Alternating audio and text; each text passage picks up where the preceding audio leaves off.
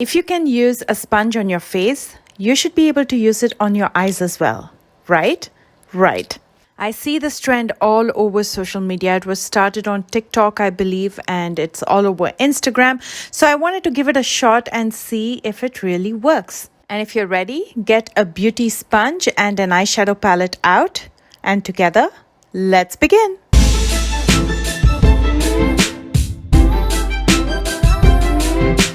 As always, let's get done with the brows, and I'm going to be using the Precisely My Brow pencil from Benefit Cosmetics, and I'm using the shade 4.5. I usually end up using the shade 5 or 6, but because I've lightened my brows by bleaching it, I'm using the shade 4.5. And if you want to know how I bleach my brows, I just use the Sally Hansen bleach. I apply it and I keep it on for about 8 minutes before I take it off and I rinse it off. And that's how I lighten my brows. To clean up underneath the brows and as a base on my lid, I'm going to be using the P. Louise base in the shade Rumor 5.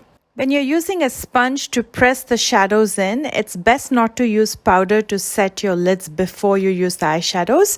That way the eyeshadows can stick better onto your base. So I'm going to let the base dry before I use the eyeshadows. For eye makeup today, I'm going to be using the Revolution Heatwave Glow Shadow Palette. You can use any eyeshadow palette that you have. And I'm just using a dry beauty sponge. You can use any beauty sponge that you have. I don't want to wet the sponge because I don't want to spoil my eyeshadows. And overall for this method, it works better when the sponge is dry. I'm going to be starting with 2 eyeshadows for my lid. This beautiful brick red and this antique gold.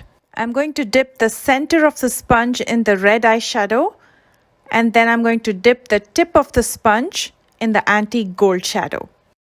Now this is how it looks. I'm going to now use the sponge as a stamp and simply press it on my lid, and I'm going to make sure it's completely saturated. Now if you prefer, you can apply one eyeshadow at a time. I've seen a lot of people do that as well. So they dip into one eyeshadow, apply it on their lid, and then they dip the sponge into another eyeshadow and apply it on their lid and blend the 2 eyeshadows together. As you can see, that looks beautiful in itself. All I'm going to do now is take a clean brush and blend everything together so there's no harsh edges left. You can leave it at this. You can apply a coat of mascara and call it done. I just want to do a complete look. So I'm going to dip into this beautiful terracotta shade, and I'm going to use this as a transition at the crease. So with a blending brush, I'm going to soften up the crease.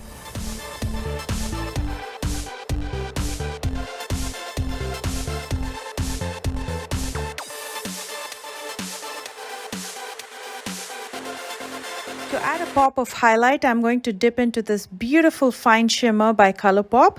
This is called Balloon Pop, and it's one of their Super Shock shadows. So with the dry sponge, I'm going to dip into this and I'm going to dab it right in the center of the lid.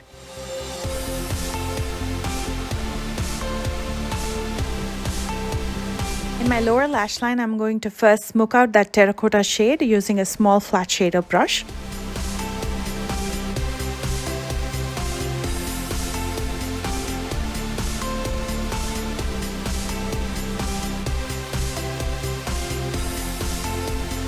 Then I'm going to be using this light metallic shade to highlight my brow bones as well as inner corners. To lightly intensify this look, I'm going to be using a black liner in my waterline. This is from Bare Minerals.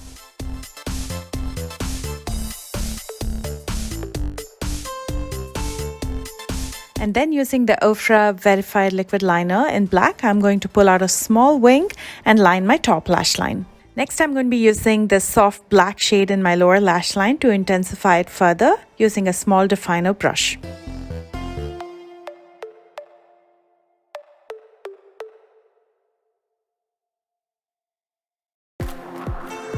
It's time to finish up, so I'm going to curl my lashes. And for mascara, I'm going to be using the Pixie Large Lash Mascara.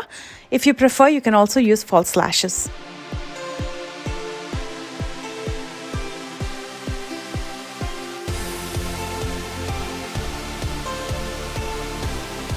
I just felt like extending the wing just a tad bit more, so I'm going to be using the eyeliner just in the outer corner. And here is the completed eye look.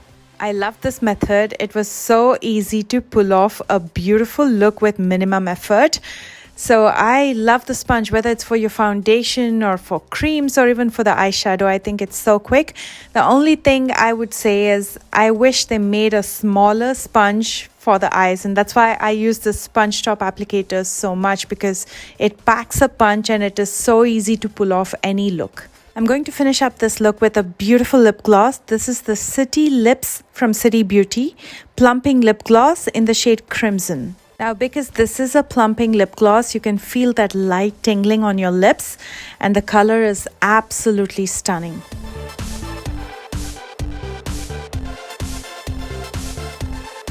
And here is the completed look. I hope you enjoyed this tutorial. Please thumbs up if you did.